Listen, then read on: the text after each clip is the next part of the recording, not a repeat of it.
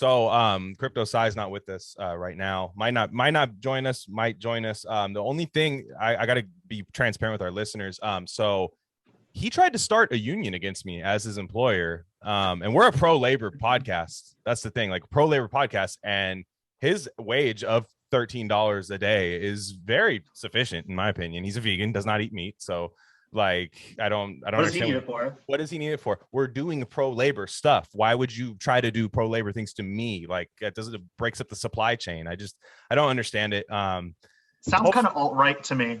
I think so too. Yeah. And low-key crypto fash.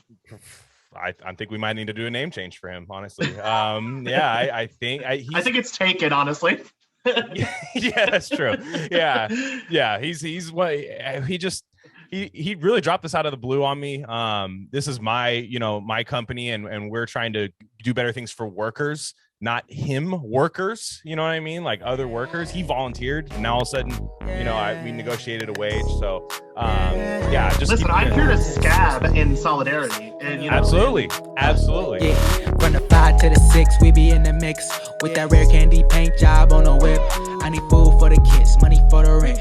Fuck a lockdown, baby, I can't do that shit. And I don't never vote, cause I'm fucking broke. And either way, I know the police ain't gon' leave me alone. On a plane, about to visit Glen Rockney. Crypto told me I should bring the Glock with me, so I packed up my piece and I'm sliding. Cause we might get caught up in a riot. Middle finger Trump, middle finger Biden. Fuck a left, fuck a right, is you riding?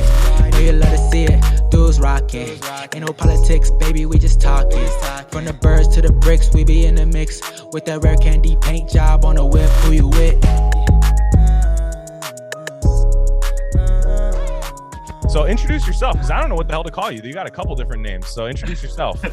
I guess we'll go by Basil. I think Basil's the easiest one.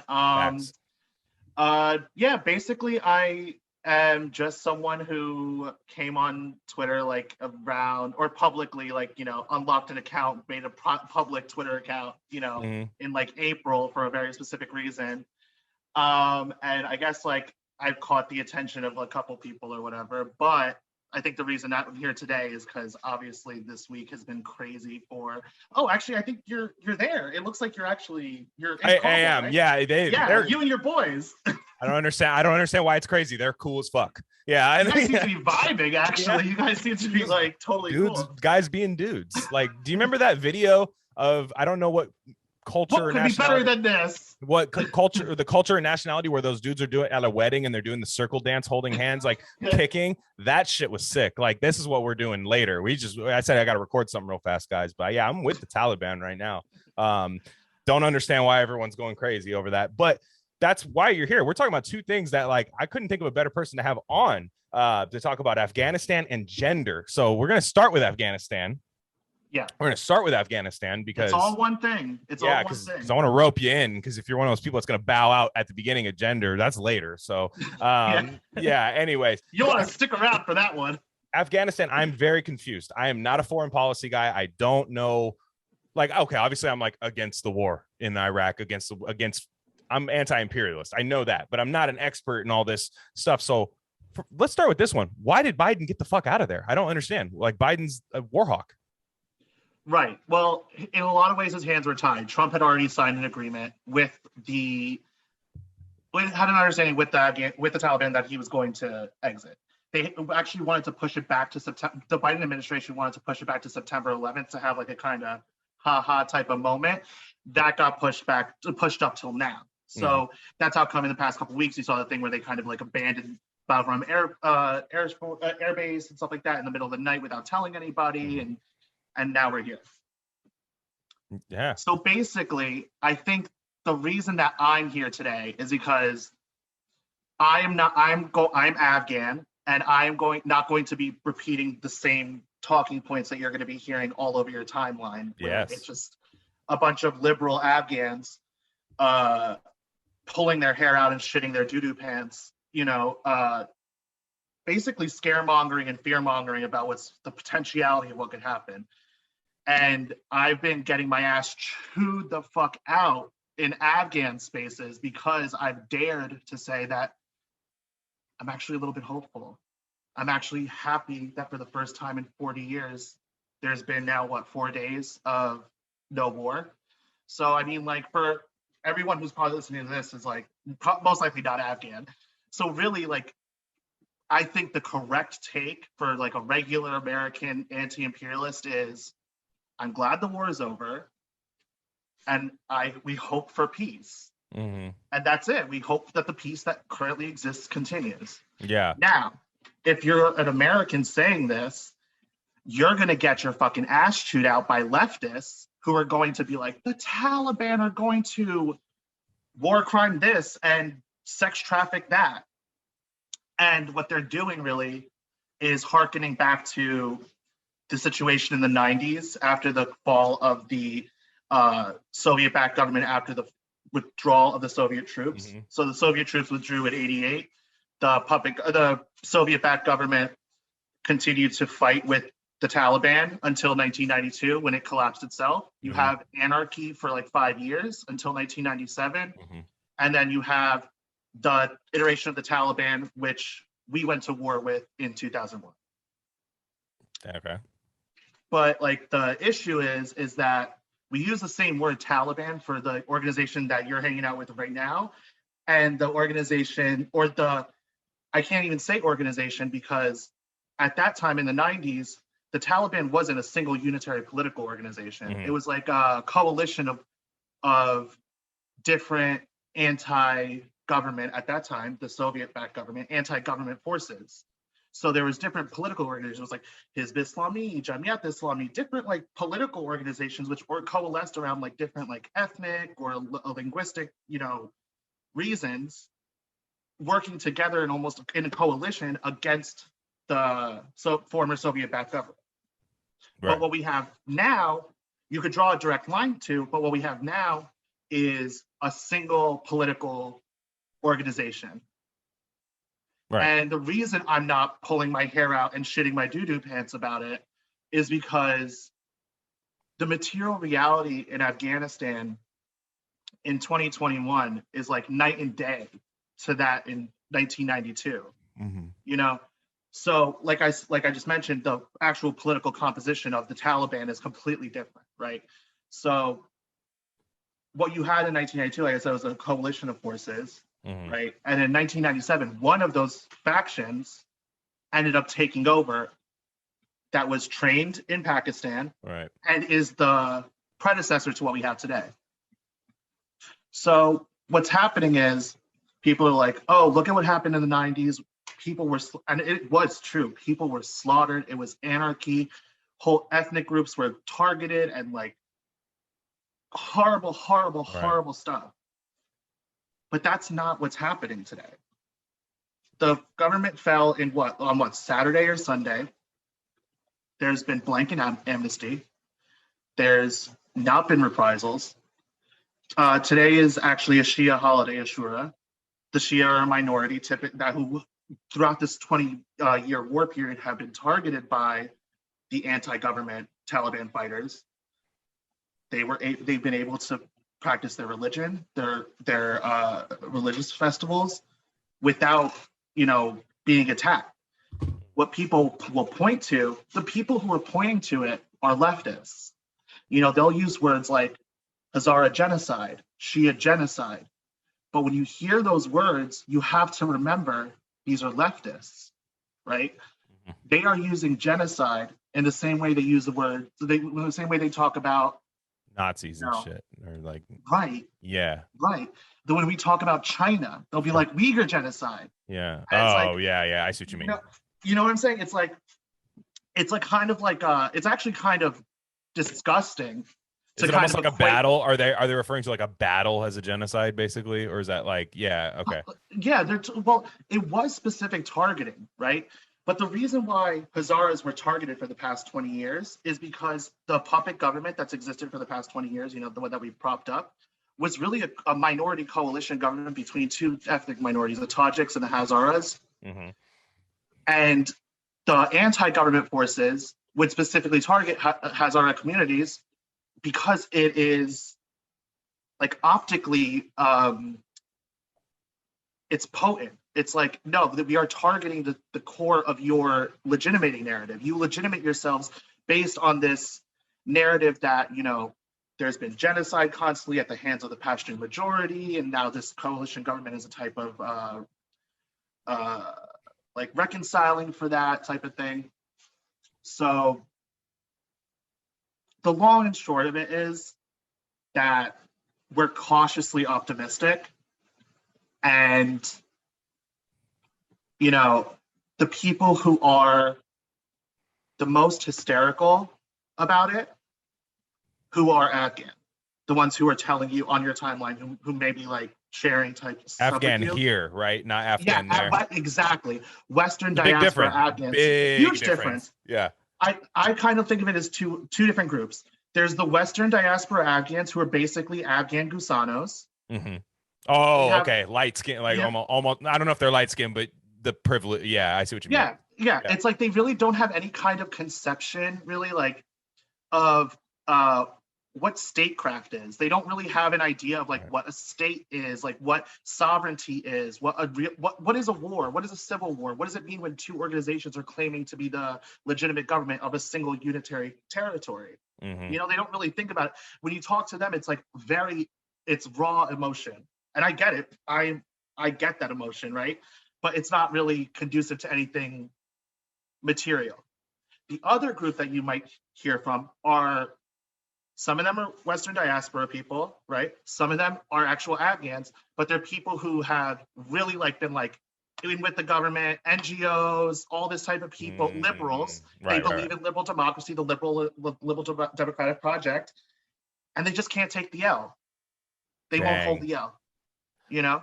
So they're claiming, so these Western Afghans, the ones maybe in the United States or maybe Europe or something like that. Yeah. Well, anywhere in the West, they're claiming that Afghanistan wants a liberal democracy, right? They're claiming that they want that, but that's not quite the case, correct? And you don't believe that that's the case in Afghanistan, right?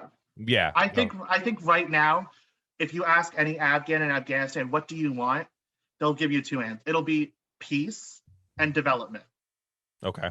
No one wants to have a top-down type of remaking of society, because there's no way you could do it without brutal repression. What you're seeing a lot now, like there was an op-ed in the New York Times being like, this is when the opposition to the Mujahideen starts, basically, like kind of these whispers of like maybe another Northern Alliance, you know? So having like, and I find those types of discussions disgusting and abhorrent, because right now we have a very fragile peace, right? The conclusion of the Taliban taking over is a foregone conclusion, right? There is no other political entity which is as organized and as equipped, especially now, as the government is now, the Taliban.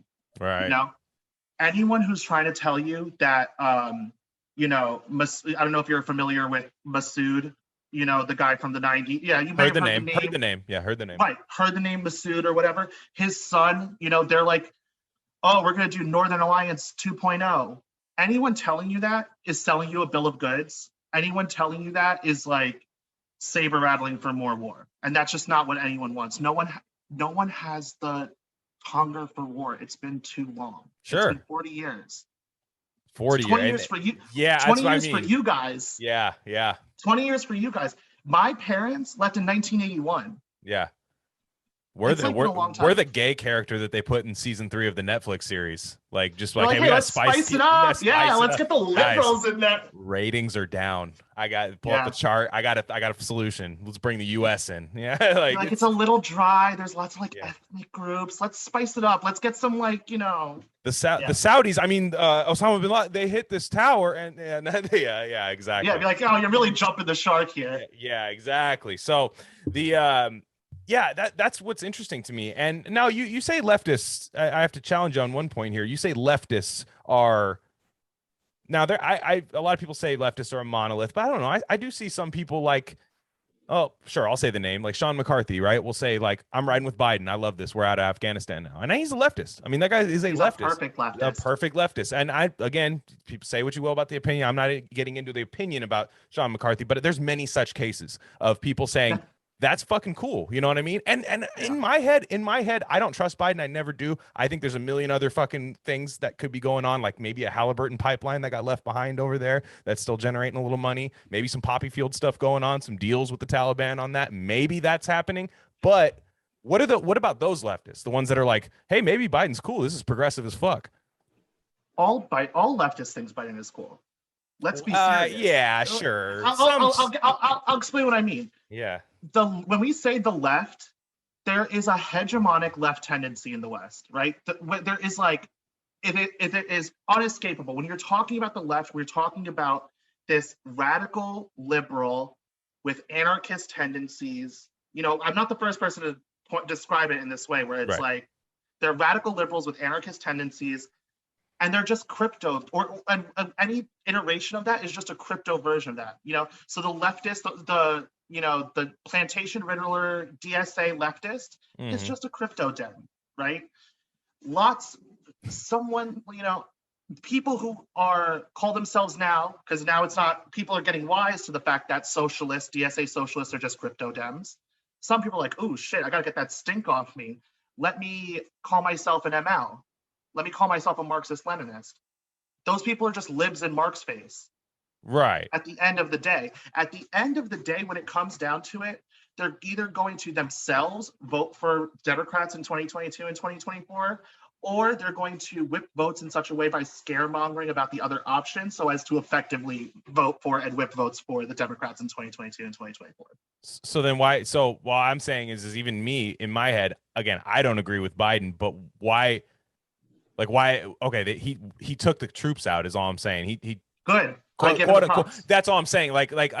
Okay, why are they so? I don't know. You see what I mean with the question? They took troops out, and it seems very weird. It seems very off-brand to do that. He doesn't have to do that. Like, well, totally. There's two parts of that. One is like the part where the deal was already signed before before Biden came in. So it was kind of like that was his hands were tied in that regard. That was a Trump deal, right? Yeah, that was a Trump deal. Okay. The second thing too is that, yeah, you are pointing something out. There is some sort of connection between synthetic fentanyl from China and the lack of profitability that might be coming down the future from poppy. That is also a factor as well. Well, and the Halliburton pipelines are still there. No, that's what made them. That's what made money Taliban, out there. The reason why the American government was so okay with this pullout was because the Taliban has been saying for years that they are going to protect and defend the and continue the TAPI pipeline, the Tajikistan, Afghanistan, Pakistan, India pipeline. Right. If they were against, because that's the thing, everyone wants peace and development. No one wants to destroy the infrastructure that's built. That's part of the material difference. Another part of the material difference, too, is that in 2021, so many of the people who have the capability of maintaining a state to steer the ship of state are women. You've seen this past 4 days, the Taliban going to hospitals and going to other professional institutions and saying, we not only expect women to continue to work, we want women to continue to work. We need women to continue to work. Have they gone to other places and said, ladies, you need to go home. This is not for you? Right. Yes. But when it comes to critical state infrastructure, like hospitals and things like that, women engineers, all these things, they expect to govern. That's the thing. That's what gives me hope, is that the Taliban does not view themselves as destroying the state as it did in 1992. They view themselves as taking over the state. They want to take their goods to market. They want to sell minerals to China. They want to continue the TAPI pipeline. These things are the things that give me hope. It's not just like, wishful thinking. It's like, oh, wait, if these are rational, I don't buy into like, I am Afghan, I am Pashtun. I really resent, when we talk about Pashtuns and the Taliban specifically, and Pashtuns more generally as like savages, barbaric, 7th century, Stone Age, these types of things. Are they illiberal? Yes, they are. But guess what? I'm not so convinced that in 150 years you'll have liberal democracy anywhere. We see rejections of liberal democracy all over the West as well, with like Marine Le Pen, and it's like these things are connected. Liberalism is like kind of in a crisis right now. So right. I don't want to say, look at these brown men who reject liberal democracy, they must be animals. No, they're human. Yeah. And you can't really do that nowadays either. You can't say like, look, is it not Islamophobic to just be like the Taliban? Like, it's a kind of a conundrum, right? Because you've painted yourself into that corner as a progressive or lib left, whatever. You can't be like, man, those Muslims or whatever don't know what the fuck they're doing. They're mistreating women, and it's like, well, why? Okay, well then, they never have that same energy for Iran. They never have that same energy for Qatar, Brunei, Saudi Arabia, Oman. They never have that kind, because they're just Democrats. It's I'm gonna have to shout out Amy again, because it's like it's removing a political question from the realm of the political to the realm of the emotional. It's saying you can't have a coherent, clear-eyed, emotionally distant analysis of the material realities on the ground, because if you say anything other than, quote, they're going to brutalize women, quote, they're going to sex traffic women, they're going to do XYZ, they're going to do the exact same thing that an analogous group in the 90s did, you are a monster. You side with the Taliban. I don't side with the Taliban, but my wishes and my hopes, the things in my head don't change anything, the material reality. They have sovereignty. They have control of the state. Yeah. And also, like, for me, not my fucking problem. Not my fucking problem. That's the fucking point. That's the thing. People are like, what about the women over there? Here's my thing. Not your problem. Not my problem. Never, it wasn't your problem. You didn't give a fuck until this happened. I don't remember anybody talking about that until a fucking week ago. Like, as if women were not being murdered and raped and blown up in the past 20 years. By U.S. troops. By U.S. troops. Come on. Like, I just like, not my problem. Like, they want to handle it. I am very much in state of nationalizing a lot of shit, man. This could be them. I mean, look, they're keeping the certain pipeline. They're keeping certain ties with the U.S. It's not quite nationalizing everything, but like, that's them. That you do you. You know what I mean? Like over there, like I don't know. That's why I started this off. Like, as an American, your opinion really, the only correct opinion is, I'm glad the war is over, and I hope that the peace remains. Yeah, that you should be shutting down any type of narrative that like is like saber rattling. You know what I'm saying? Like that type of weirdo journalists that are doing this right now. Weirdos. Yeah. Yeah. Bloodthirsty. Like they're the savages. Let's be serious. Yeah. They are the ones who are braying for people's blood. Straight up. Yeah, I don't get it. They have to be getting like a slice of the pie or something, because to me, I don't understand how a human, like a certain human, even some people that type words into the computer, like how can you have that like I don't believe David Frum could just go up and like kill a guy. You know what I'm saying? I don't believe David Frum could go out in the street just pants. Like American Psycho walking up like in the trench coat to the fucking homeless guy with the dog. I don't think he could do that. No. But like you have to, like, these guys. And that's where I get weird, because I'm like, I don't like Biden, I don't like you, and you guys are both fighting, and that's what's weird to me is like, and Biden. How about this? They left the equipment behind, and I just saw a thing from, and this is Breaking 911, but I trust Breaking 911. I trust Disclose TV. Okay, I'm one of those guys. I fucking love those sites. Yeah, and I love those. They got accounts. The source of the next tweet. It's always the next tweet. Like, let me come along. And it was sourced to Axios. Axios is libtard shit. Yes, so they sourced it. I saw. Yeah. You know what I'm talking about here. They're like, we need to like drone strike, airstrike the equipment we left behind. Too late, by the way. They dipped out with that. But why leave the equipment behind? This is really weird. You know how I think, Basil. Like, why is it like this? So I was really confounded too. I was like, really like, what is this? Does this have to do with something about maybe like funding Uyghur separatists because like the Chinese border and blah, blah, blah, blah, blah. But now the way I think about it is, so, okay, the peace is very fragile right now, right? There are stirrings and talks of like this Northern Alliance to this type of like insurgency, whatever, to be counter the Taliban. First of all, there's no public appetite for it, for more war. No one wants it. But add to it that the Taliban is now armed to the teeth. They now have motherfucking Apache this and, you know, all of the beastin', more than a lot of armies. And now it's kind of like a deterrent. It's like if we're like, you know, as terms of like marginality, it's like you have like almost a nuke. It's like, it's almost like, don't fuck with us. Keep your fucking head down. We're going to develop and we're going to have peace, you know? Yeah. And that's what I'm thinking now as of, you know, whatever it is, August 19th. Yeah. And speaking of August 19th, just really quick, I do want to point out that it is actually Afghanistan's Independence Day. Nice. So you're July has 4th. been, since Fuck 1919, August 19 has been Damn. Independence Day. So it's really, really, really weird. Just over 100 years. And then okay, so let's pivot to the women part of this. The women part. Oh, yeah. This is so the people you're talking about, there's liberal women, leftist, whatever you want to call them, that are really getting pissed off. They're like, we're just leaving these women over there to suffer. And what is a woman? Where that is safe. Yeah, don't spoil that surprise. Yeah, we're getting into that because I want to hear. This is what I want to hear about. No, you bring. That's a funny counter, by the way, to that. But anyway, you know which one are the women? Yeah, exactly. Yeah, he just can't tell. And they could have beards, but anyways. Is that women, a passion joke? Yeah. But those hairy Afghan women. Okay, God. No. Yeah, I'm saying like guys behind me. Yeah, you know, they who knows? Who knows? These guys could be women behind me. Yeah, could be.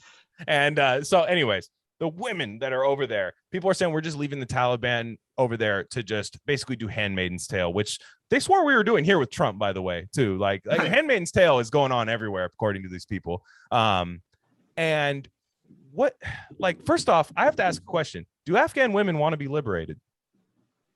That's a good question. I swear it's a spicy question. Do they actually want to be like, I want to work, I want to be a girl boss? Like, do they want that shit? It depends on who you ask. It really does. And it depends on what you mean by liberated. It really does. Because it means, because Western liberal woman liberated. Right. But the thing is that, well, the reason I say that is because if you want to maintain female liberation in Afghanistan at the barrel of a gun, which is, I guess, is a position that one can take, which is, I guess, a position that we have taken for 20 years. Sure. We have to say, what we've had it here for, 56 years, second, third wave feminism, right? Mm-hmm. We are dealing with a lot of contentious political issues stemming from the post-60s women's liberation movement, right? To the point where today, OnlyFans shutting down has caused Twitter to implode, and our sons are getting tit jobs. I mean, yes. So it's like, what is it that we are actually doing? So when we talk about liberating, right, we have to understand that the Taliban is a theocratic organization. They are explicitly illiberal in some ways. Right. But like everything, we're in 2021, right? We are in a postmodern type of, era. They are liberal in many respects in the sense of how they view their conception of rights, their conception of individuals vis-a-vis the state, their conception of all these things are very illiberal. At the same time, they also view themselves as the legitimate leaders of a sovereign nation state in an international, system of nation states, which is a very modern, liberal type of conception. So it's kind of this weird like synthesis. And it kind of goes back to using the scaremongering about the early 90s, which was really anarchy. If we're talking between 1992 and 1997, we're talking about absolute fucking anarchy. We're talking about mass slaughters and shit like that. That's not the case right now. Like I said earlier, so many of the people who are equipped to run the actual society, the doctors, the engineers, the this, the that, the professionals, so many of them are women. Because the past 20 years has really been focused on educating and professionalizing women. Yeah. Also, you can't tell me that even in the West, conceptions of girl boss feminism are completely hegemonic, universally accepted as an ultimate good, and that even that term is understood as like universally understood in its manifestation in reality. You know what I'm saying? That everyone views what women's liberation means to be the same thing. Yeah, true. So if we take it as like a first wave feminist type of thing, women's rights, where it's like women have a right to, to be in public spaces, women have a right to engage in the control of the state, in the democratic processes. Yeah, that's expected. And I think that can be expected going forward. Will women have to wear hijab in public? Yes. But I will point out that has always been the case. Even in these 20 years, even in Kabul, there was, I will not say none, because then I will obviously be disproven by a single counterfactual, but there was almost never an instance of an actual Afghan woman going out without her head, wearing a loose hijab, like, you know, like you would wear in Tehran or anywhere else. Mm-hmm. The only women you would see completely uncovered in like a short sleeve shirt were Westerners, we're foreigners, we're diplomats, you know? Right. So and it's a very liberal conception of women's rights to say, oh my God, the Taliban are now demanding that women cover their hair because it's now written on paper. I'm sorry, but that has always been de facto the pre-Taliban. Yeah, exactly. Pre-Taliban.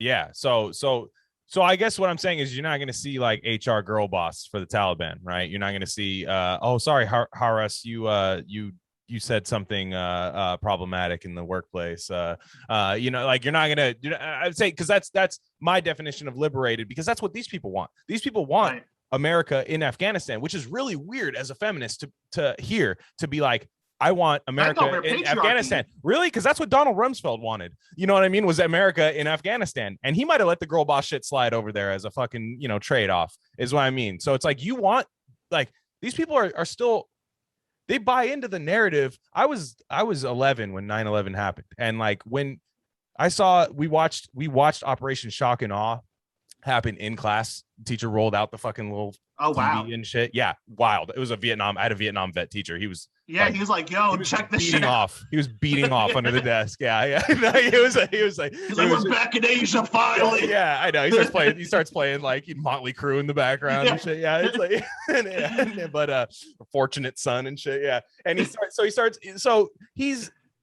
we watched that stuff happen. And everybody, you know, a lot of people back then, even I grew up in the Bay Area and still am here. Like, so we were kind of hip to it. A lot of people were like, oh, we shouldn't be there. Now, these same people, I'm saying like, we need to go back. We need to go back. Can't be the Taliban. Because they thought it would be like some Afghanistan version of Hillary Clinton that would fucking take over there. I think that's what they thought would happen by the time we withdrew out of there. You know what I'm saying? Liberal, it's literally just like liberal idealism. It's really just like complete like wish casting, because it's like really just asking the question. Be like, okay, America leaves, right? America left whatever it was, however many days ago. You really have three options. You either have an option A, where you fund and support and prop up a insurgency against the Taliban, which will absolutely fail, absolutely be futile, spill way more blood, waste way more treasure, and end up at the same place with the Taliban in charge, but now with more of like a blackened heart for like how much more you've done. That's the first option. The second option is accept that the Taliban has won the war by the sword.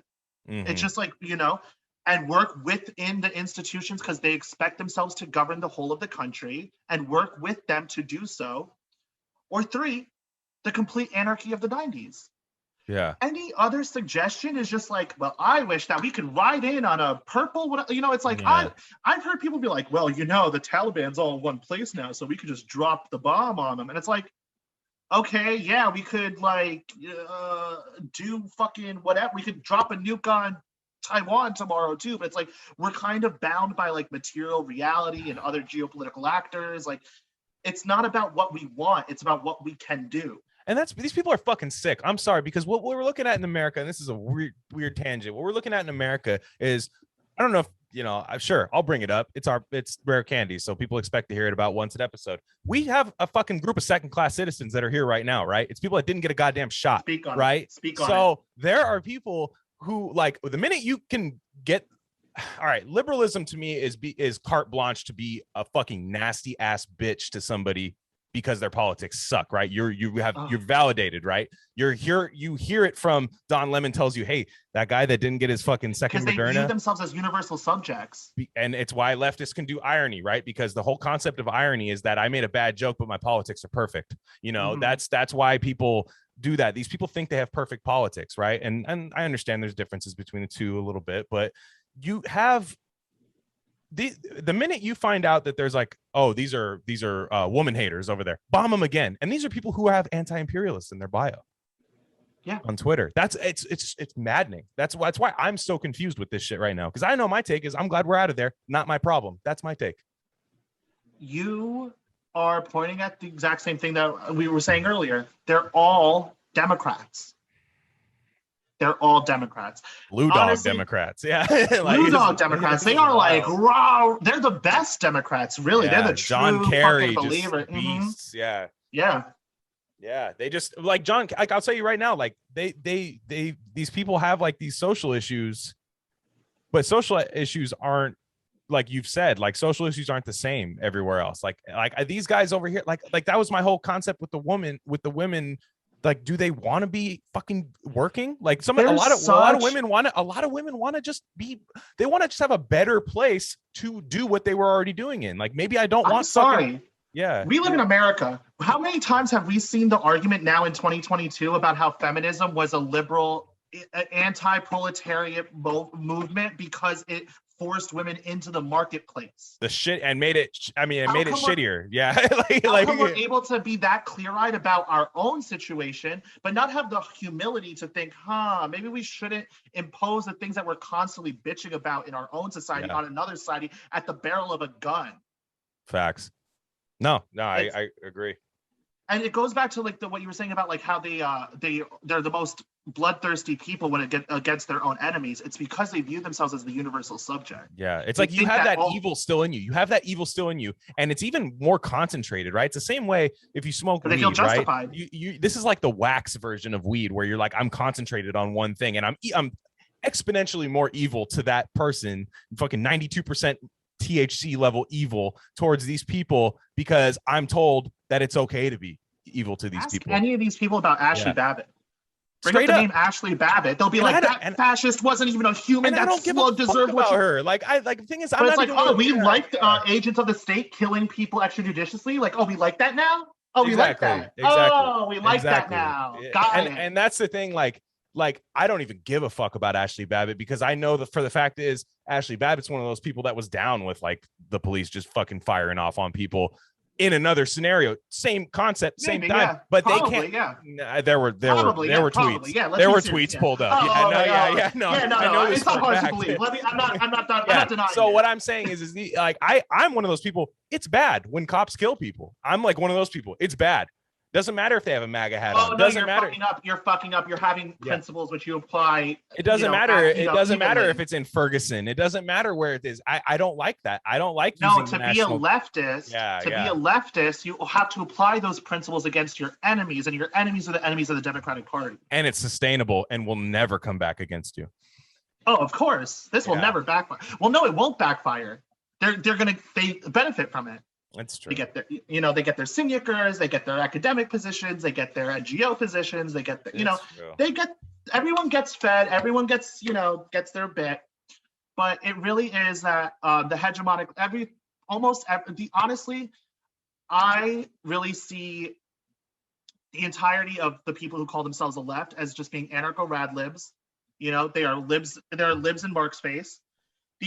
There are bits and pieces here and there of like emergent tendencies which kind of rediscover the kind of Marxist-Leninism, the kind of real actual leftism of the past, and are kind of rediscovering it and reapplying it for the 21st century. And do you care if I give a shout out here? Yes. No, go ahead. Yeah. I think really everyone should listen to Haas from Infrared. I think hell yeah. Mm-hmm. I think really he and Infrared have it right on the money about rediscovering the Marxist-Leninist tendency of the early 20th century and applying it to the 21st. Like everyone else that I've seen is some brand of Democrat. Just what do you call yourself? Do you call yourself a socialist, a Marxist-Leninist, what's it called? The neo-reactionary? It's all the same shit. Yeah. No, I'm with you there. So that's a good time to pivot. It's a good time to pivot. Let's get to the thing. Get to the thing that maybe on this podcast we haven't discussed yet. And let me introduce. I'm ready for it. Yeah. I know. I wanted to give ample time for you to talk about it because no, this is good because I'm laughing. I'm gonna get to where I'm at here because Basil and I have been talking for a while.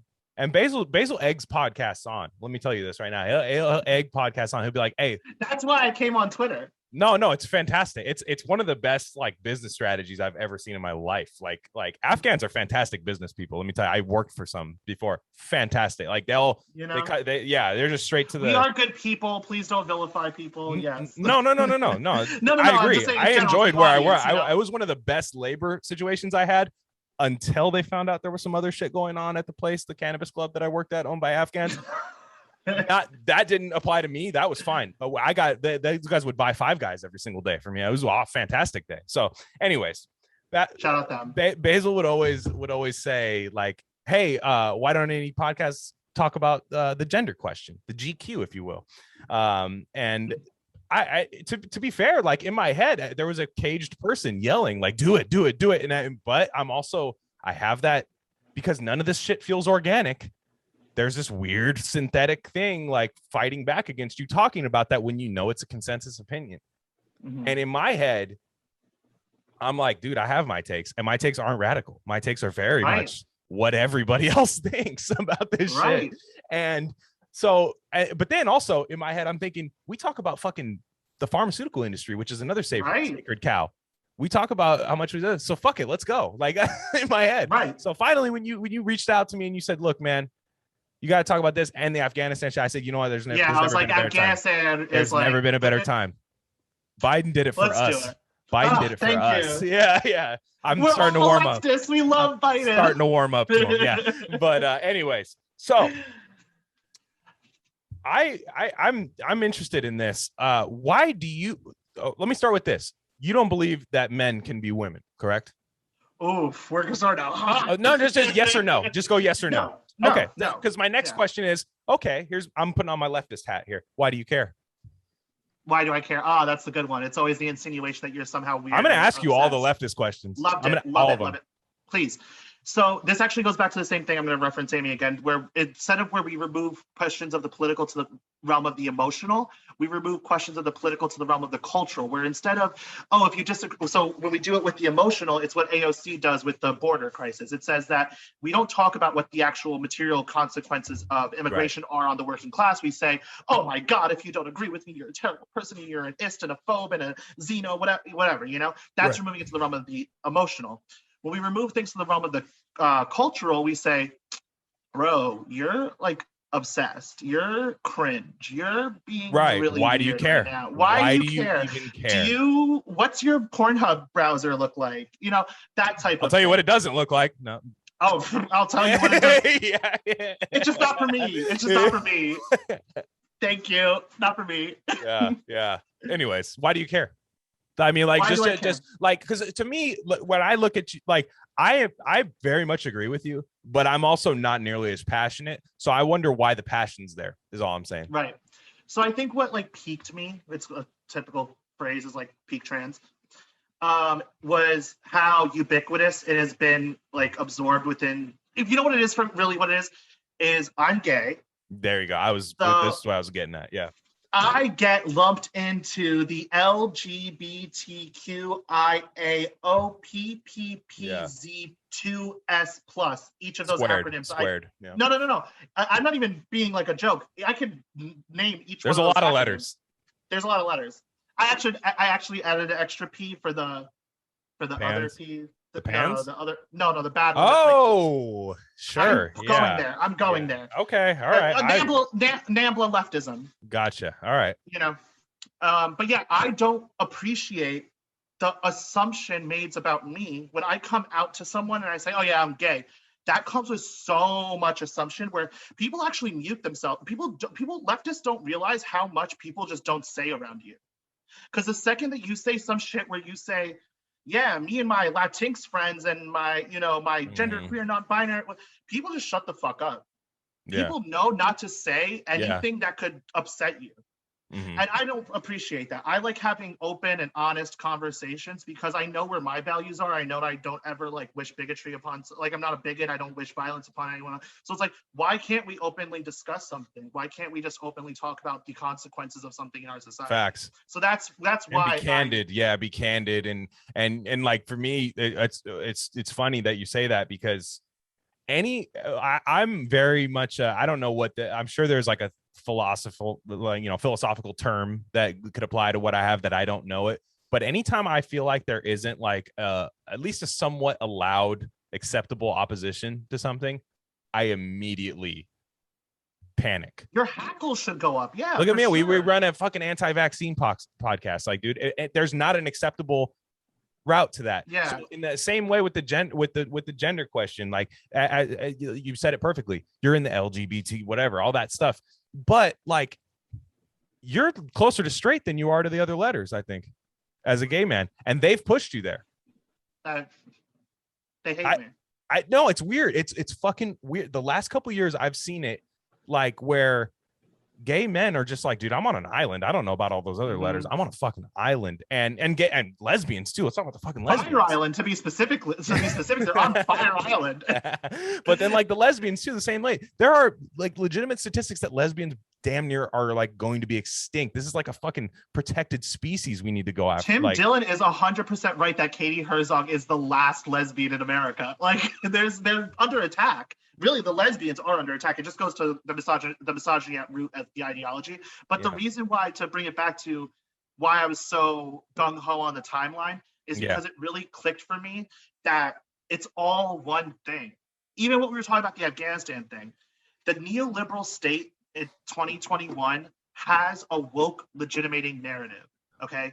It has different things that legitimate itself that say, no, you must support us because without supporting us, you're supporting X. But what it is that you're supporting is, ACAB, obviously, BLM, BLM. Always acronyms. The gender ideology stuff, the critical race theory, vaccine, it's all one woke legitimating narrative. That's how come the only people who talk outside of that are people who are not Democrats and not leftists, who I would argue are Democrats. Mm-hmm. So the reason why I'm so adamant about it is because, to me, two reasons. It's one, the most potent tool for policing the discourse and policing labor.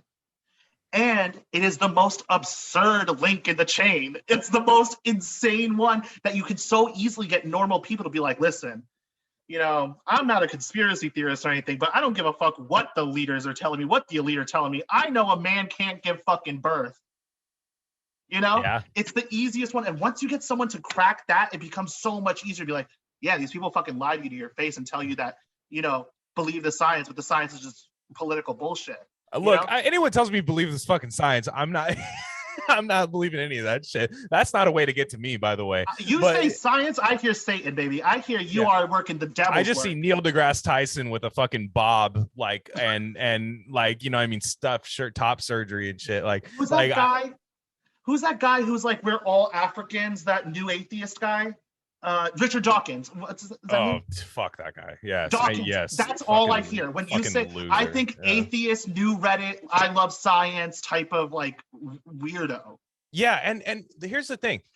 As a straight, I'm gonna use a slur here, cisgender. I'm as a straight cisgender white male who's and I'll never play the white persecution because I don't believe I'm persecuted. I feel just fine. I'm persecuted because I don't have a shot in my arm. That's the only reason that. But I don't have my papers. Yeah, that's why I'm persecuted. It's not because of that. But like, if you were to hook a fucking polygraph up to all of us, everybody in the United States, and if we had just an authoritarian dictator that was like, look, let's decide what gender is. Like, that's what the authoritarian dictator came in and said, and hooked a polygraph up, like the movie Meet the Parents, where he has the polygraph that shoots bamboo shoots up your fucking nails if you lie. So like you're not just going to jail. Everyone's getting got. Everyone's got it. And someone says, hey, do you believe that men could become women? You ask me that, I'm gonna say no. Like that straight up, I'm gonna say no. And it's not a matter of belief. I don't wish violence on anybody that decides to fucking change their appearance. We have to say this right out front. We believe, I'm going to speak for you. We Yeah, believe that every single adult should be able to live and express themselves and dress however they choose, call themselves what they want. And as far as you want to engage with someone civilly, those things should be respected. We do not want anyone to be subject to harassment, violence, intimidation based on how they present themselves in the world, period, point blank, period. That being said, gender does not exist in your head. Gender is not something that one has or one is. It's something that exists outside of the individual. Humans are biologically sexed, and then society, culture, ascribes stereotypes, some of which are informed by the biological difference between men and women, others are not, onto our sexed experiences. Okay? Sex is immutable. Yeah. It does not happen. Intersex is not a different sex. It is a red herring, and many people with intersex conditions resent being used as an ideological cudgel in this way. 46X people are still female. You know, it's all sex corresponds to a reproductive role. There's only egg and sperm. There is no spectrum between those two, and likewise, there are only two sexes. I'm sorry, it's like a little bit of like a rote thing, but it's like sex, it corresponds to the anatomical composition of the human body organized around the production of either the small gamete, the sperm, or the large gamete, the egg. I'm going to give you someone's Twitter to follow. His name is Zach something. I'll give you the handle. He's great if you want to arm yourself with like the scientific backing for what you need to say. So let me interrupt you here. So because this is the big thing that I hear, and I'll ask you the lib question, the left question. So they say sex is biological, but gender is a social construct. And now I'll say this. So let's say it is a social construct, but roll back to what I said about the polygraph test. If gender is a social construct and 96% of society does not want to change the social construct, it's socially constructed. We've constructed like, it. It's really weird how you could say something is a social construct when most people don't agree that we need to change it. They say it's a social construct so that they can take an extreme minority position and impose it upon the rest. Yeah, and that's why they hate populism. Exactly, because they would never get half the shit they want to get done, which is anti-worker, it's regressive, many of the things. Why is it anti-worker? Why is it, please, I want to hear your explanation. Why is it anti-worker for the for gender to not be a concrete, sure. So binary? to plug Joe Rogan's podcast, that's going to come out soon with Megan Murphy. Megan Murphy is not on Twitter right now because she said a man is a male. Completely removed from Twitter, permanently banned. Mm-hmm. It is a tool by which HR departments, right? It's an amorphous tool. What is transphobia? If I say that a man can't give birth, that is considered transphobic. That is considered transphobic. I could be reprimanded for it. For real. The reason why it is so potent and useful for capital is because it is amorphous. Mm-hmm. You know what I'm saying? It's like it can be applied to all these different types of situations, so that when it goes back to this a Schmittian friend-enemy distinction. If you're my friend, you can say anything you want. You should hear some of what these leftists say. It's absolutely disgusting.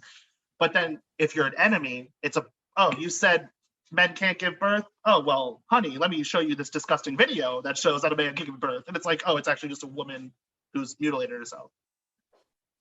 Wow. Yeah, it's just. We all saw the video. We all saw the video on Libs of TikTok where both parents had transitioned and they were trying to chest feeding. Chest feeding. Chest feeding. That's what I'm saying. That one I'm not going to comment on because let's not go down that road. Yeah, that one. Everyone. I have violent words for that one. I'm sorry. Yeah, like that one. Words. Right, The thing is, we have to connect this to material conditions. Yeah, that's what I mean. Like that's what I mean because like that one. This is not about my ideas. Who cares about what I think? Who cares? So in the labor industry. Okay, let me tell you this. Let me give you an exact scenario for you to answer here. In the labor industry, remember, we've all worked at places where they put the fucking big laminated thing on the wall that has the break room, minimum wage, whistleblowers protected, OSHA, this and that. They put another, say the other day, your shift coordinator or manager puts another thing on the wall that just goes, this now is all the gender stuff. The bathrooms are, anybody can go in any bathroom. This is this and that. Why is that bad for labor? Like just labor in general, you know what I'm saying? Like as far as that goes, like does that halt us getting higher wages or anything like that? Like does that? Well, we have to first see, okay, what does it mean? Who are we protecting? What is the community that we're protecting with this? The trans community? Correct. There's less than 1% of the population which is diagnosed with something called gender dysphoria, which is a psychiatric 0.3, right? Is it about 0.3? It's very, very small. Mm-hmm. So what it really is that very, very tiny community being used as a rhetorical shield for a very broad group of people, which, I mean, I'm using a term of art that we're familiar with, theater kids. And, theater kids, shout out Democrats. Spicy. Shout out my guy Spicy. One of the fantastic branding. That's a way for straight guys to not say the F slur for gay guys, by the way. I like using the word effete. Yeah. I say, oh, they're so effete. These effete. For straight guys, we instead of saying the F slur on the internet, theater kids, shout out Spicy. I appreciate it. Oh, actually, my favorite is the cigarette emoji and then the goat emoji. I love that one's good. I always see your mentions. People go, "What does that mean?" And then you just go say the two things. What is it in Europe? What does that mean? Yeah. What do they call a cigarette in the UK? Absolutely. But yeah, so what it is that we are now arming our employers. We're arming the bosses with another tool of discipline, ostensibly for this extremely small minority, but that could be used for anyone who says, oh, today I'm feeling like a woman a little bit, or today I'm feeling like a little bit of a they, them, or whatever. And so it's like now it's empowered certain people, it's disempowered other people. But when I said I want to get to the material reality of it, is that what we're dealing with is a consequence of the NGO industrial complex. Is that right? Yeah, so like, I'm sure, I don't know, I keep referencing Amy, but like she's done a bunch of on this where it's like how NGOs are such a huge sector of our economy, blah, blah, blah, blah, blah.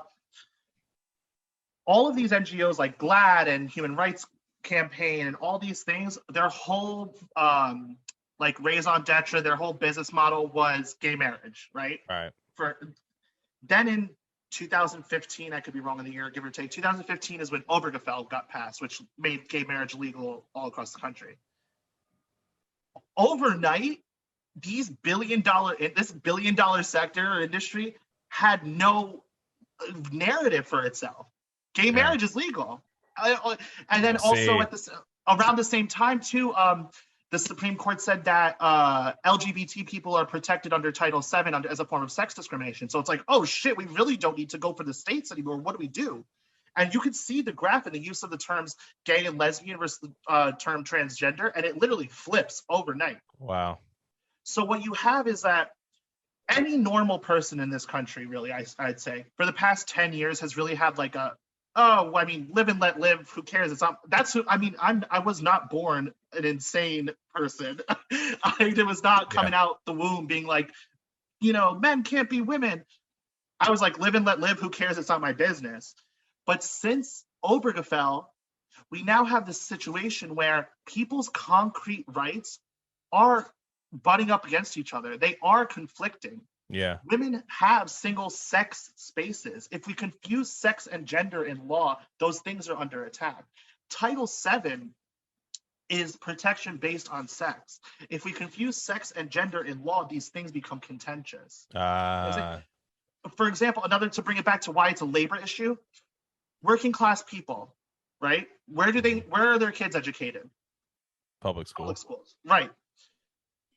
This ideology being pushed completely by the left, the left the anarcho-radlib left, which I describe them this way. It's an unholy alliance between crypto Dems, Democrats, and woke capital. And woke capital is tech, finance, defense, and pharma. Damn, that's a goddamn dream team. Michael Jordan, Magic Johnson. Fuck. But tell me, no, those are the four industries. Yeah, that's scary. No, I'm thinking about how insurmountable that is. That's what's scary. Right. Yeah. And they are completely teamed up with the left, which is the Democrats and the DSA and whatever, to capture every institution. So right now in America, we have kids being taught that it's possible for them even to be born in the wrong body, which is just not true. No one is born in the wrong body. And the way that it's applied is, the way it's manifested is like, oh, do you exhibit the stereotypical, you know, gender roles of this sex or that sex? And based on that, kids are put on a path of sterilization, mutilation, a 40% suicide rate. And it's like, that affects working class people. Their kids are the ones that talk, you know? And they don't have a mom at home. Just getting with it. They don't have a mom at home, right? Because we've decided because of first wave feminism, because of second wave feminism, she's girl bossing. She's telling people not to use transphobic slurs at the workplace. And because of third wave feminism, her daughter's chopping off her own tits and her boy's getting the tits. Fuck. It's crazy. Fuck. Yeah, and so exactly. So that's another thing. Like for me, it's like if I see a 37-year-old person, I'm gonna say that 37-year-old person that decides to put on a wig, put on lipstick and stuff, I'm just gonna be like, whatever, that's you. Yes, queen, whatever. You're probably happy now. You're probably happy now. No problem. But that's gravely unpopular amongst 37-year-old people. Most 37-year-old people know who they are by that time. That's just a fact, right? Now, I think that this is such a grossly unpopular thing, like you said, that you have to get it into kids' brains because kids are malleable. I believe kids don't have bodily autonomy. I believe people over 18 have bodily autonomy. That's why I believe 100%. That's why. Anyone who tells you otherwise is red flag. Yeah, that's a P. And yes, that's the one. Polyamorous, polysexual, pansexual, and another thing that we. Yeah. We don't win. Yeah, P. And well, that's why I've said this too. That the job of the gender activist in this moment is to kind of hide all of the insane shit that's happening at this very moment to normal people, hide it from normal people until it's too late for them to do anything. That's why things like libs of TikTok is great because it's kind of showing you the underbelly of shit that they. If you see some of the shit that they say in their Reddits and their whatever, it's really shout out RareCandy Discord. If you want to see anything from libs of I'll plug somebody here. RareCandy Discord, links in the bio. If you go click the link. It's fun there. We go off, but anyways, you're right. So there's another construct to this which RareCandy listeners will know, and I wish Cy was here. He's stuck in traffic because the anarchists in Portland have done God knows what to the freeways. Has taken over. They're doing some kind of protest. I don't know what. He's stuck in traffic, but we'll blame it on the anarchists, so we always do.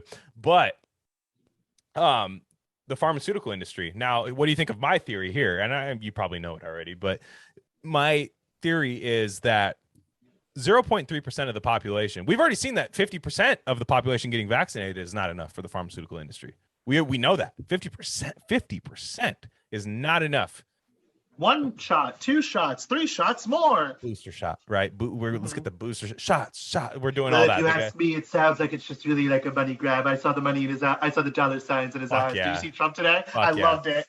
It's so funny. It's so funny about that. Just tangent about the vaccine with Trump is like the funniest thing is when you see how Trump's brain works is while he was president, the vaccine was the greatest thing in the world. He was like, because I'm president. Like I vaccine under my presidency, fantastic. It's so much more honest. It's fucking so much more honest. Yeah, it is a fire ass vaccine. You will never get any illness, not just COVID. But then as soon as he's out, he's like, it's a money grab. Everybody knows that. Well, he said that too. He's like, well, they they told me it was good for life, and then they said, it's only going to last a couple months, and then I saw it in their eyes. But so anyways, back to the gender stuff. You get to 0.3% of the population is not enough to sustain a pharmaceutical industry. Have a gender. You have to expand your market. You have to expand your market. What's your gender? You have to expand your market. So what do you do? You find these people, and I look. There's some listeners of this show. I've seen the Spotify analytics. There's some non-binary people on this show, people that listen to the show. So hey, it is what it is. I'm just gonna give you my take. Yeah, I'm gonna give you my take. So these people, these pharmaceutical people, they want to cast a wider net. So what do? They find confused children. There's always confused children. There always will be. From ages 11 to 17, there will always be confused children. My day, it was emo and scene kids. In my day, they were just there. I'm weird. I'm different. Fuck off. You know what I mean? I'm different. So what do you do as a pharmaceutical industry when you decide that a man wants to paint his nails, right? At 12 years old, wants to paint his nails black, and then start doing TikToks like, "Hey, if you're thinking about voting for Biden or Trump, Patrick, whatever that." You're like, hey, hey, 12-year-old, 13-year-old boy, I see you seeing some maid. I see you search some maid outfits, and you have TikTok downloaded. You spoke to Alexa saying that you love the new Lady Gaga. You did that like little Russian soldier doing that thing. Yeah. So you want to cast a wider net. So you take these confused children and decide to, maybe we'll put you on, what is it, HRT, the hormone or something like that, put puberty blockers. First puberty blockers, then hormone replacement therapy. Yeah, exactly, HRT. So you find these people who are confused, right? Kids are confused. I know a lot of people these kids that I was talking about, these emo and scene kids from when I was in high school, 2005, 2009-ish area, 2008. You then get these people who were confused, and now that some of these people are confused, they're fucking have families. They're just people. These people are just people. They got out of that phase. It was literally a phase, just like the boomers told them. They hated hearing it at the time, but it was. But not this generation. But it was a phase. But this generation, no. They will be perma customers. Exactly, because we see it with the booster shot. We see it with the booster shot. You're a permanent customer. The minute you got those first 2 Pfizer Moderna shots, you're a permanent customer because your It's not even hypothetical. It's not even a hypothetical, because once it's biological. Once you've halted puberty, say you go off of puberty blockers, your body doesn't just pick puberty back up. You are dependent, especially women. Women, when they choose to get a hysterectomy, they need to stay on hormones for the rest of their life. I know. So. And I think what you're pointing to about the cycle of disaffection and kind of alienation that kids feel and how it's marketed upon, it's a great example. Honestly, when I first came on Twitter, the first group of like people that really embraced me were radical feminists, right? So I think a really great way to look at it is the experience of young women. So we're probably the same age roughly. So when we were younger, it was emo. Like they had like the coon tails and like the flat iron bangs and whatever. Sure. A little bit older than us, it was girls who were had eating disorders. That was the moral panic about young girls. Was Misha Barton, disorders. All those people were famous, at the time. Yep. Somewhere in the middle of that, or maybe a little bit after us, it was girls who were cutting themselves on their thighs. All these things are moral panics that stem from girls, especially.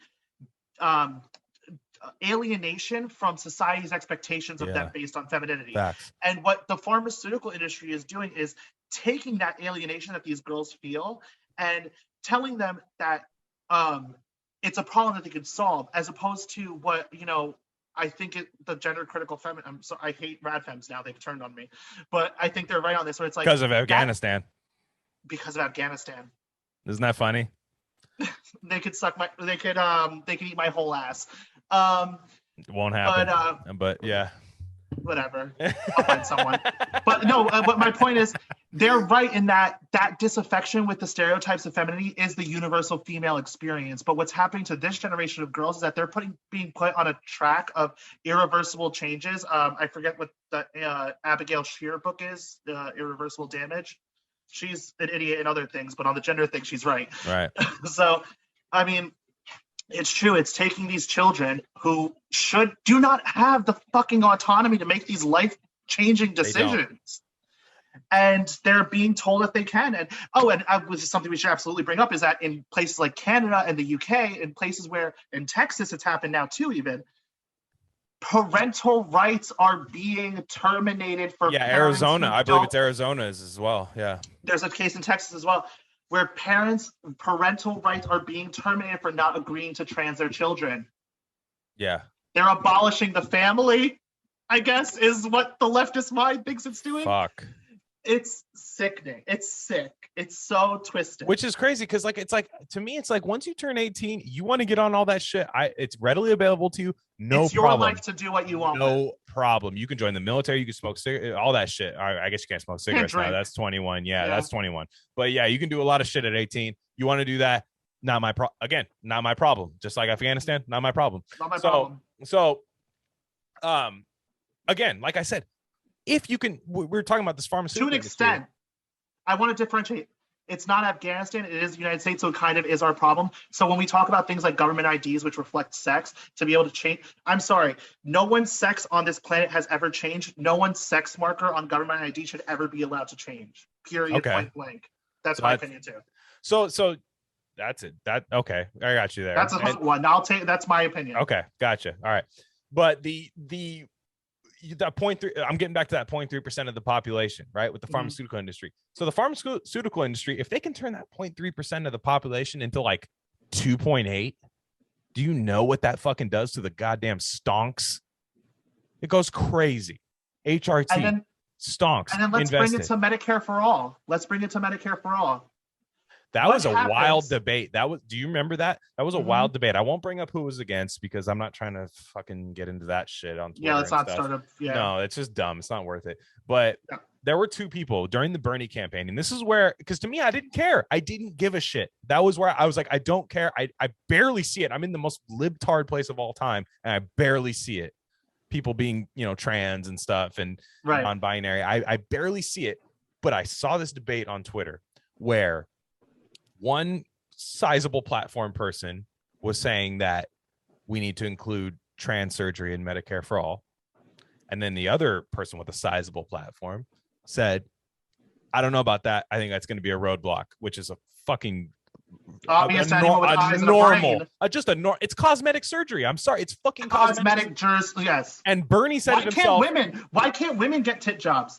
Why can't a small-breasted woman get a tit job? Exactly. And Bernie said it himself, cosmetic surgery is not covered under there. So whatever, if you're, you know what I mean? Like he said it himself, not happening. No, but don't you understand? Me getting my jaw shaved down and my brow lifted and tits under my pecs, that's life-saving actually. Which again, if you got money for that, I don't give a fuck. Go get it. Like not on my dime. Yeah, and not even that. It's not even so much a not on my dime. It's that we're trying to push this shit through. We're trying to get Medicare for all. That's what it's for. We're trying to push this shit through. So if that's a roadblock for you, where it's like, oh, I'll vote for this, let's say this populist or lib guy, Bernie kind of guy that's trying to get Medicare for all pushed through, but he doesn't want to include trans surgery into that. So I'm not voting for him now or her now. They'll obstruct. Exactly. When it becomes an obstruction, that's a problem. Now, and when I say they, I don't mean trans-identified individuals. Let me be clear. When I say they, I mean leftist. It's hard. Half the time, it's not even a trans person. That's the craziest part. That's the thing. It's because for the left, it's useful. The left doesn't attack normal people, calling them transphobes. The left only attacks people with whom they assume would be on their side and from whom they think they can extract accountability. Mm-hmm. That's the thing. And that was my whole point was, listen, this hegemonic left tendency, the anarcho-rad-lib tendency, fully has adopted the woke legitimating narrative. Yeah. Part of which is gender ideology. The way, and this was my point too, was that, at this point, and now it's August 2021, no one likes the word post-left. People don't, post-left it means nothing. It means nothing. But if it ever meant anything, this is what it meant. It meant people who would have otherwise been part of the left, but saw that the left was this anarcho-rad-lib tendency in bed with the Democrats and woke capital. That's who the post-left was. So it really kind of started with Amy back in the fall of the 2020 campaign being like, whoa, what the fuck is the left doing with Elizabeth Warren? They're wreckers here. Then it was later with the Fed boys being like, no, Trump is going to be the harm reduction candidate. What are you talking about? Right. And then after that, it was kind of like Layla, with being like, with the lockdown stuff, and all that stuff. And like, this is an upward transfer of wealth. This is not. But all of those instances, it was the left, the hegemonic left, attacking those people, being like, you're a post-left, you're that. Right. And so kind of the post-left became this group of people who kind of had these shared assumptions where it was like, Elizabeth Warren was a wrecker from the start. Trump was the harm reduction candidate. Yeah, Bernie's a pussy. Yeah. Bernie's a pussy, all that shit. When the Joe Rogan thing came down, right? Mm. What was the thing that the left used against him? Transphobia.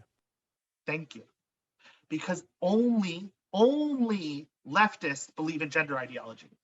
Only leftists believe in gender ideology. Libs don't even believe in it. If you have a couple beers with a lib, they're just like, dude, I don't know what's going on, but I'm not a Republican, and that's what Republicans. I don't make the distinction. Yeah. I don't make the we said earlier, I don't make the distinction between a lib and a leftist. The leftists are libs. I do still a little bit, but yeah. The difference I say is that the leftist is a true believer, whereas the lib is a cynical believer.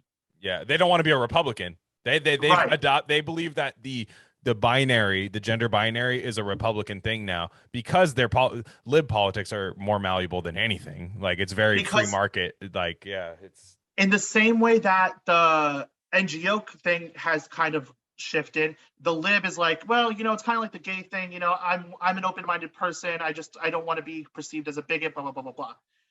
And my whole contention was, and that's why I came out so hot in the spring of this year, being like, ding, ding, ding, ding, ding. Hello, you know how you can extricate yourself from these leftists, how you can finally free yourself from them so you don't have them in your fucking quote tweeting you and sending their followers on you, being like, this is a post-leftist. Just say, guess what? Men can't be women. And that's it. You're out of the insane asylum. The left is an insane asylum. They are patients in an insane asylum flinging shit against the wall, and the big names that we know, the big names that are out there on Twitter, they're the nurse ratchets. They're saying, take your accountability pill, leftist. You're getting a little wild, leftist. Take your accountability pill. You got to take accountability. So my whole contention was the way to release yourself from the mental asylum of the left is to take positions that they cannot take. And the one that they can, because the thing is that Amy has pointed out before, lots of people have pointed out actually, where it's like, once the stakes are gone, once everything is clear, then they can say it. So after Super Tuesday, they can be like, yeah, Elizabeth Warren, blah, blah, blah, blah, blah.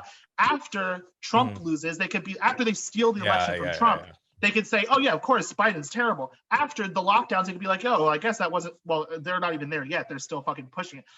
But still, they have the liberal shibboleth in their mind of gender ideology, and many of these post-leftists still do as well. And my whole thing is, listen, no one's fucking gonna come for you. The only people that are gonna come for you are on Twitter, are the Twitter abbeys and whatever. Like, just say it out loud on the timeline. Be open about rejecting gender ideology, and guess what? The leftists leave you alone. Yeah, they'll write you off as a reactionary. They'll write you off as whatever, but guess what happens in the same time? You get their stink off of you. Normal people, when the gender question comes up, or someone says the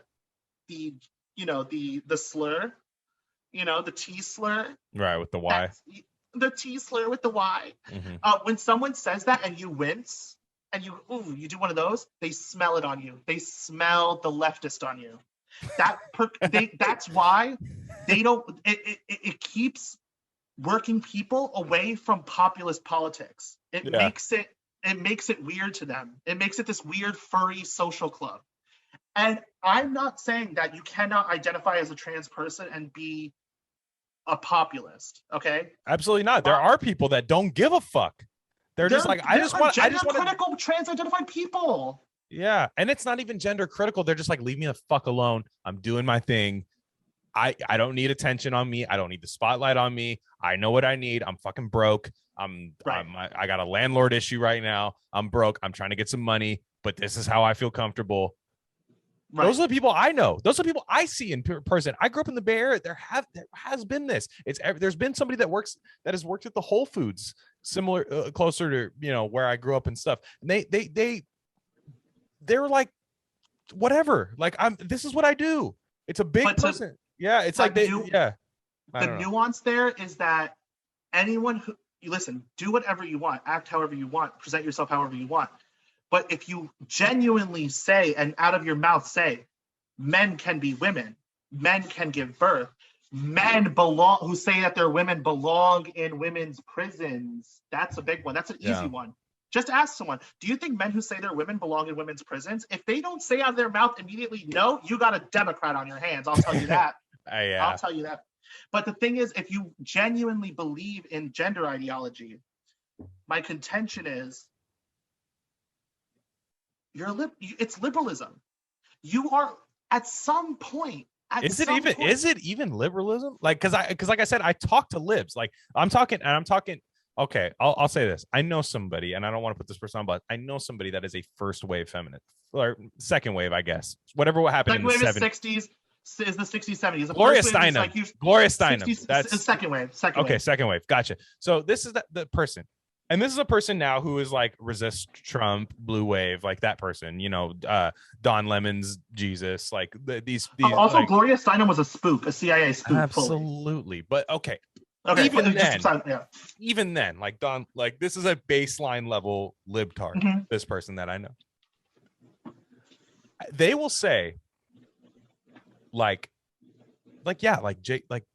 this person was like, hey, like J.K. Rowling, why are they getting so much like shit for this? Like, we fought for so long because the female biology was so special and so different. We could give birth to humans. We could women are oppressed based on their biology, based on their reproductive capacity. On biology. But then this has been Marxism 101 for like since Marx. But then the ultimate oppressor in their way, the second wave feminist, women. Oh, sorry, no. Or is a man. Yeah. That could one day just be like, I'm a chick.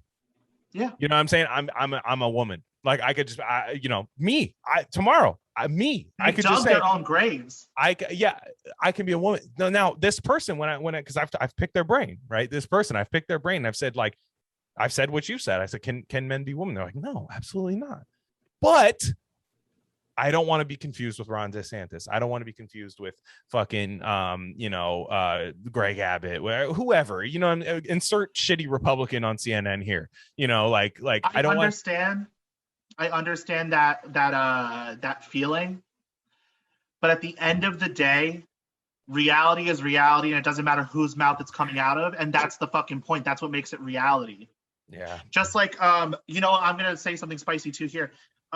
It's not about the gender question, but I'm gonna sound like Dinesh D'Souza is the cynical type of thing. So if we understand fascism as a historical moment in the 20th century of Bonapartist, so Bonapartism is like when a faction of So like Louis Bonaparte at that time, the 18th Brumaire is what the Marx text is, the 18th Brumaire of Louis Bonaparte. When there's a crisis in liberalism, right? One section of capital all of capital as a class wants to end the crisis, right? But different factions of capital want the crisis resolved in such a way where they're not the ones holding the bag at the end of it, right? We're living through it right now. There's a crisis of capitalism right now where there's one faction of capitalism, the woke capitalism, and there's another faction of capitalism that's like oil and gas and like another different faction. Right. So that's Bonapartism. Bonapartism is when a faction of capital, each faction of capital uses like lumpen shock troops to whip the populace to defeat the other faction of capital. Right. That's what fascism in the 20th century was. It was a crisis of capitalism, and you had this Bonapartist faction called the Fascists who whipped up lumpen, and it was the most murderous, destructive, worst thing in modern human history. My contention is the closest analog to murderous 20th century fascism that exists in 21st century America, because obviously anyone who says the words like this person's a fascist, that person's a fascist is just an idiot. Like there's no actual, blood and soil fascism in America as an organized political movement. But the closest thing to that would be a Bonapartist faction of capital trying to beat down another faction of capital using lumpen shock troops like Antifa to whip up the populace to defeat the other faction. Like the Wee Spa thing. So my contention is that the closest analog to 20th century murderous fascism is actually the left.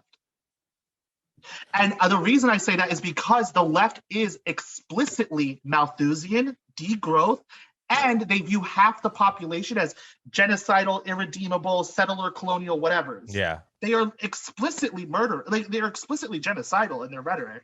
Yeah, they have a sewer rat comp. Like this is a sewer rat. They are the people, like even Republicans. Ashley Babbitt, the way they talk about Ashley Babbitt. Yeah, just things like that. Yeah, exactly. No, I'm with you. That's my spicy take. I have one last question for you, like a lib question for you, because this one I've seen float around.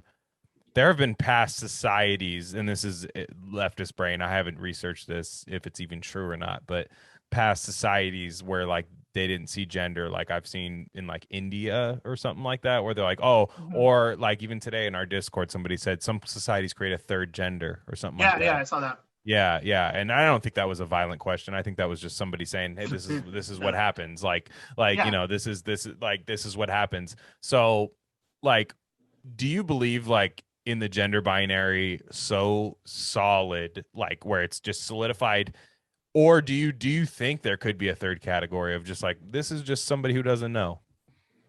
Well, so so I just wanted to be clear. Gender doesn't exist. Gender is not a real thing. Okay. Nobody has a gender. Right. You know, gender is something that society ascribes to us, right? Humans are either male or female. And the thing is, those sex terms and the gender terms, so male and female and man and women, have always been interchangeable in the English language until the 50s. Look up Dr. Mooney and the development of the term transgender. It's quite eye-opening. But since then, has there been this kind of academic understanding of a distinction between gender as the role? It's like this is like Butlerian type of it's like Foucauldian Butlerian type of analysis, where it's like gender as a performance, which I would argue is a misunderstanding of Simone de Beauvoir. Gender as a performance versus the biological reality of sex, right? So I would say there's no such thing as gender. Gender is the fake thing. Gender is femininity. Gender is masculinity. Those things, like maybe when I'm doing this, I'm doing gender, but I'm still a male. I'm still a man. Right. You know what I'm saying? And you're gay, and like I'm gender non-conforming by being gay. We're all non-binary. Non-binary is a meaningless term. Every human that is, in reality, every human that has ever existed is non-binary. Actual binaryism can only exist in fiction, in the idealized form. In like, if no one's walking around like a Barbie, no one's walking around like a G.I. Joe Ken. Because the people who even look like that, the G.I. Joe Kens, they're gay. And the Barbies are probably men who have like altered themselves to look like that. You know what I'm saying? The bimbofication type of thing.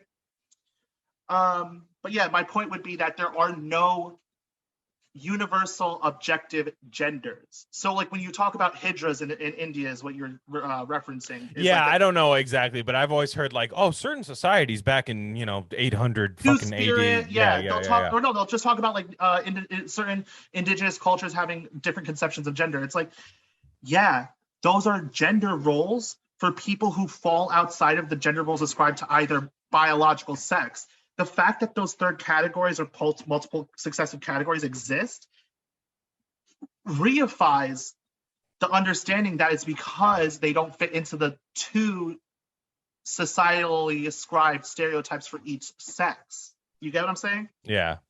Yeah. Well. Exactly. Yeah. No, and dude, I'm with you. Like, and I'll wrap it up with this, man. If you like, I work in construction, man. Like I work in construction, and I like I'm online. I'm the online guy in construction. There are other guys that will talk about like this. And they'll be like, "Hey, man, you heard about this trans shit?" Like they'll just come up and talk to me, and they'll be like, "Nah, man." They'll just say that. They'll just be like, "Fuck no." They'll just say like, no nuanced, no nothing. They'll just be like, "No." That's what they'll say. And these are people on the left. And I bid on it. I was an apolitical person in even in 2016. I was well, Democrats should win. Hopefully Democrats win. I was that person in 2016. But I didn't give a shit. I didn't know the ins and outs and all that kind of stuff. 2020 hit, and I was definitely a lot more involved in the Bernie campaign and stuff. And I put up with that stuff. I put up with the trans like kind of stuff. I was like, well, look, if this is going to get us Medicare for all, then okay. That was kind of the way I was. Yeah, because sex workers and gender ideologues are the revolutionary subject. Yeah, and sex workers took an L today, but we, whatever. We won't talk about that. But anyways, the leftist brain that I think the men, especially like the men and even women that are leftists, I feel like are in the same boat as me a lot, and that's why I'm sympathetic towards them sometimes, because I got here from the left. I don't believe it's a roadblock. I believe there's a roadblock and a lot of people slam into it, unfortunately. But there are some people that find a ulterior, a detour, a route around there and get to where we are right now. There are some people that were like I asked you, why do you care, right? And I think by not caring, a lot of those people think it goes away. Yeah, that's the thing. It's like you could stick your head in the sand. It's making its way through the institutions, and they're changing the laws. Exactly. I don't care what you do. Yeah. Don't change the laws. Don't capture the institutions. I think those were fine. I believe most of society didn't want to change those laws, and I believe that those need to stay in place. And I believe we can have material gains for the working class without changing those laws.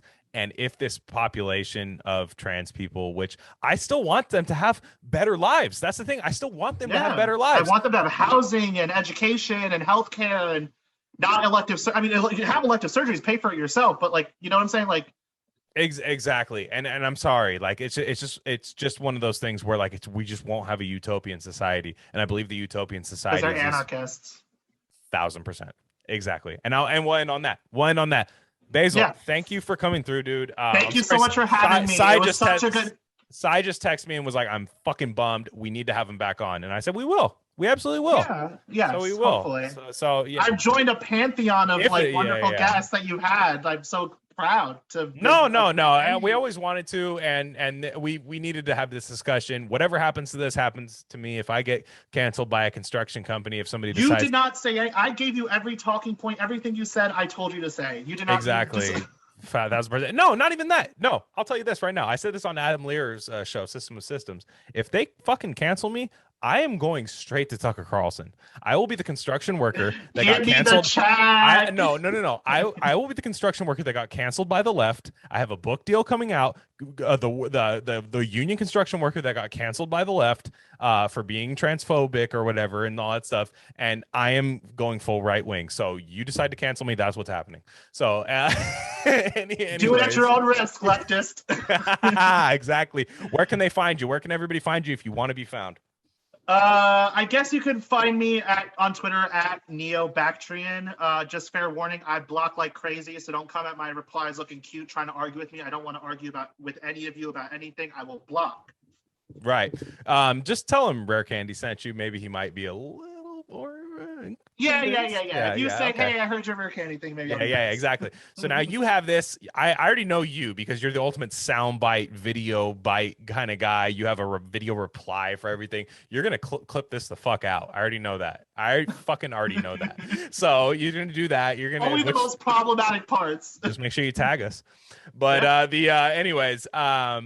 Yeah, follow him. Join the RareCandy Discord. We have a really fun time. Yes. If you're a COVID truther, if you're scared about this world that's being shoved against you as far as you need to be vaccinated, commit to society, come join us. Join us. If you're not, if you're gonna go in there and try to ironically troll, you will get destroyed. So it's not gonna happen.